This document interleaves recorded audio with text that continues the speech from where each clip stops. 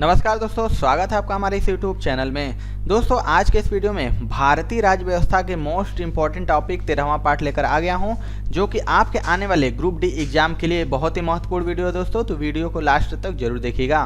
Video पसंद आया दोस्तों तो एक लाइक जरूर कर दीजिएगा। चैनल पे हमारे नए हैं तो चैनल को जरूर सब्सक्राइब कर लीजिएगा।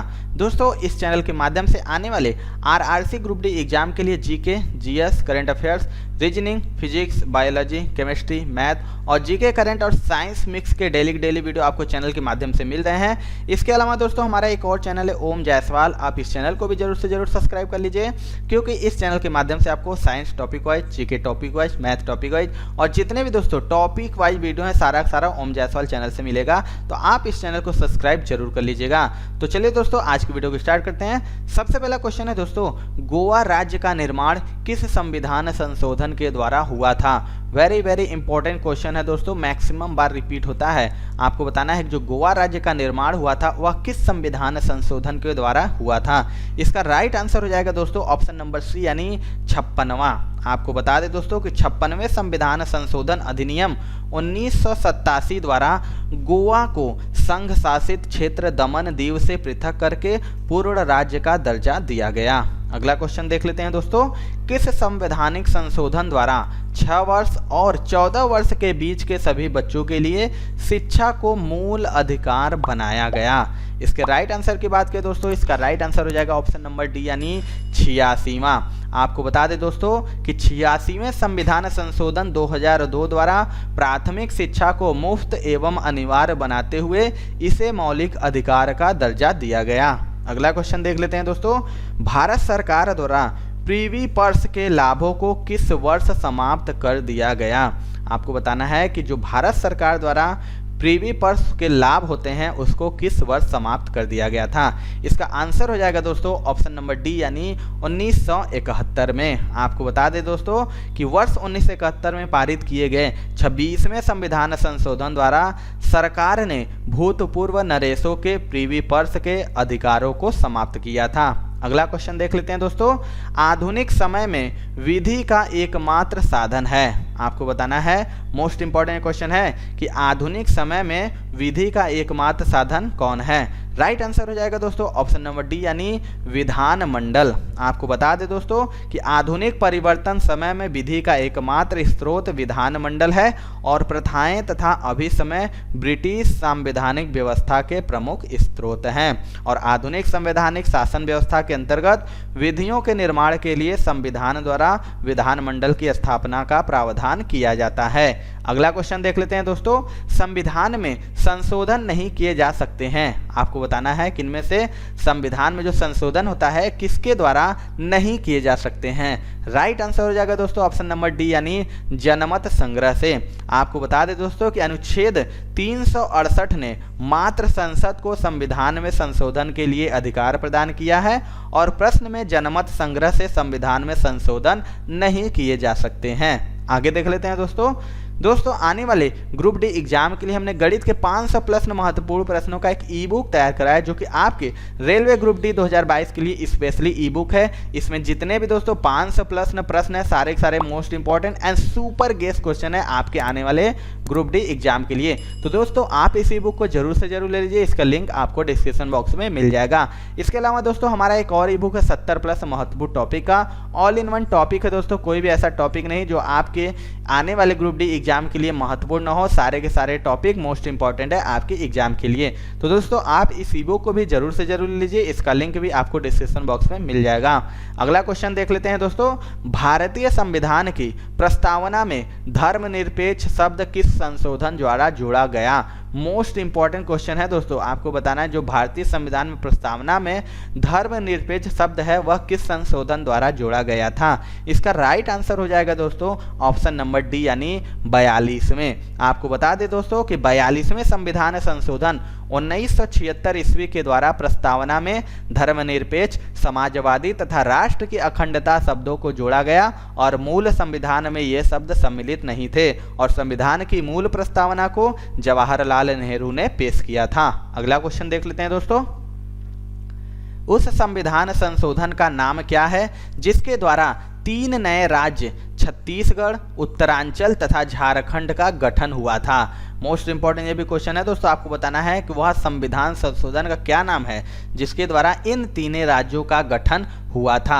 इसका राइट आंसर हो जाएगा दोस्तों ऑप्शन नंबर डी, यानी इनमें से कोई नहीं। आपको बता दें दोस्तों कि 3 नए राज्यों में उत्तरांचल का गठन उत्तर प्रदेश पुनर्गठन अधिनियम 2000 और छत्तीसगढ़ का गठन मध्य प्रदेश पुनर्गठन अधिनियम 2000 तथा झारखंड राज्य का गठन बिहार पुनर्गठन अधिनियम 2000 के तहत किया गया था। अगला क्वेश्चन देख लेते हैं दोस्तों। यदि आप रेलवे एग्जाम्स की प्रिपरेशन कर रहे हैं तो अनअकैडमी दोस्तों लेके आ गया है अभ्यास रेलवे ग्रुप डी का बैच, जो कि 5 जनवरी से स्टार्ट है, जो आपको पूरा सिलेबस दोस्तों आपको कवर कराएगा, जो टॉप एजुकेटर के माध्यम से कवर किए जाएंगे। आपको सारे नोट्स हिंदी और इंग्लिश में दिए जाएंगे और आपको रेज हैंड जो कि करने का फीचर भी अवेलेबल रहेगा। इसके साथ दोस्तों एनटीपीसी सीबीटी 2 के लिए स्पेशली बैच दोस्तों 5 जनवरी से स्टार्ट हुआ है, लक्ष्य बैच, जिसमें आपका कंप्लीट प्रिपरेशन कराया जा रहा है। तो आप इसके थ्रू कंप्लीट प्रिपरेशन कर सकते हैं आरआरबी सीबीटी 2 के। एंड दोस्तों एक नया फीचर भी ऐड किया गया है, रेज हैंड। क्लास के दौरान आप सिंपली एजुकेटर से डायरेक्ट कांटेक्ट कर सकते हैं, बात कर सकते हैं, इसका भी आप फायदा ले सकते हैं। तो सब्सक्रिप्शन आप अभी ले लीजिए और दोस्तों इस कोड का इस्तेमाल करेंगे अगर आप OJ10, इससे आपको 10% का डिस्काउंट भी मिल जाएगा। तो जल्दी से सब्सक्रिप्शन ले लीजिए। सामाजिक सुरक्षा व सामाजिक बीमा शामिल है। मोस्ट इंपॉर्टेंट ये भी क्वेश्चन है दोस्तों, आपको बताना है जो सामाजिक सुरक्षा और सामाजिक बीमा है वह इनमें से किस में शामिल है। इसका राइट आंसर हो जाएगा ऑप्शन नंबर ए, यानी समवर्ती सूची में। आपको बता दें कि सामाजिक सुरक्षा व सामाजिक बीमा संविधान की 7वीं अनुसूची में उपबंधित समवर्ती सूची की 23वीं प्रविष्टि है। अगला क्वेश्चन देख लेते हैं दोस्तों। भारतीय संविधान की 8वीं अनुसूची का संबंध है। आपको बताना है कि जो भारतीय संविधान के 8वीं सूची का संबंध किससे है। इसका राइट आंसर हो जाएगा दोस्तों ऑप्शन नंबर सी, यानी भाषाओं के साथ। आपको बता दें दोस्तों कि भारतीय संविधान की 8वीं अनुसूची का संबंध भाषाओं से है और वर्तमान में इसमें 22 भाषाएं सम्मिलित हैं और 92 में संविधान संशोधन 2003 में नई सम्मिलित की गई भाषाएं बोडो, संथाली, मैथिली और डोंगरी है। अगला क्वेश्चन देखते हैं दोस्तों।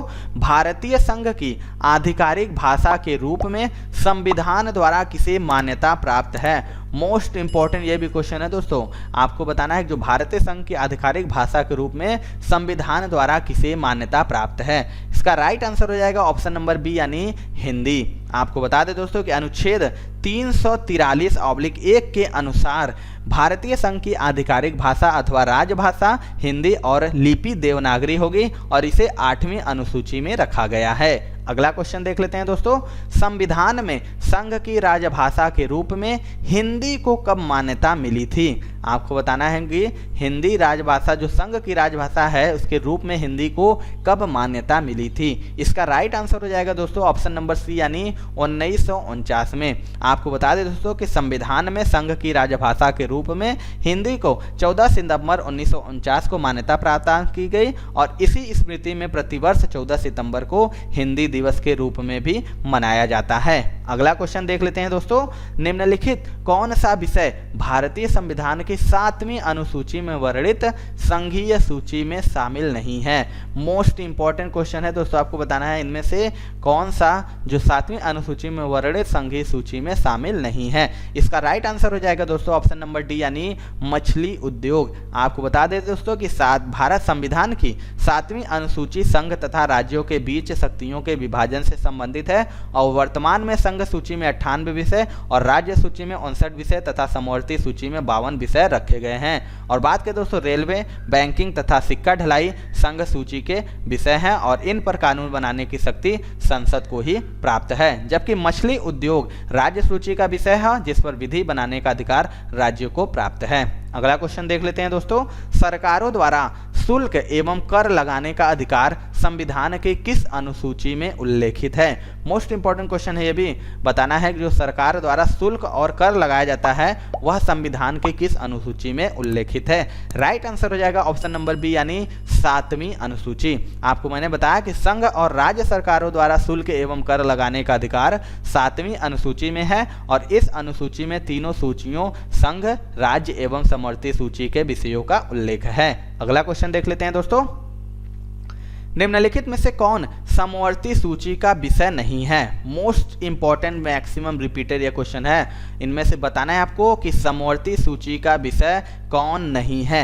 राइट आंसर हो जाएगा ऑप्शन नंबर डी यानी लोक स्वास्थ्य। आपको बता दें कि संविधान की 7वीं अनुसूची में संविधान द्वारा प्रदत्त शक्तियों को 3 सूचियों में विभाजित किया गया है। कौन कौन? तो समाचार पत्र, परिवार नियोजन तथा कारखाना तीनों समवर्ती सूची के विषय हैं, जबकि लोक स्वास्थ्य राज्य सूची का विषय है। अगला क्वेश्चन देख लेते हैं दोस्तों। भारतीय संविधान अवशिष्ट शक्तियां किसे प्रदान करता है? मोस्ट इंपॉर्टेंट ये भी क्वेश्चन है। आपको बताना है कि जो भारतीय संविधान है वह अवशिष्ट शक्तियां किसे प्रदान करता है। राइट आंसर हो जाएगा ऑप्शन नंबर ए यानी केंद्र सरकार को। आपको बता दें दोस्तों कि अवशिष्ट शक्तियों के विषय में वे होते हैं जिनका उल्लेख संविधान में सम्मिलित संघ सूची, राज्य सूची तथा समवर्ती सूची किसी में नहीं होता है, और भारतीय संविधान के अनुच्छेद 248 के अनुसार ऐसे विषयों पर कानून बनाने का अधिकार केंद्र सरकार को है, जबकि अमेरिका में यह अधिकार राज्यों को प्रदत्त है। अगला क्वेश्चन देख लेते हैं दोस्तों। निम्नलिखित में से कौन सा कथन सही तरीके से भारतीय संविधान की 4थी अनुसूची का वर्णन करता है? मोस्ट इंपॉर्टेंट ये भी क्वेश्चन है। आपको इनमें से बताना है कि 4थी अनुसूची का वर्णन कौन करता है। इसका राइट आंसर हो जाएगा ऑप्शन नंबर डी। आपको बताया मैंने कि दोस्तों कि भारतीय संविधान की 4थी अनुसूची के अंतर्गत राज्यसभा में राज्यों और संघ राज्य क्षेत्रों के मध्य सीटों का आवंटन किया गया है। अगला क्वेश्चन देख लेते हैं दोस्तों।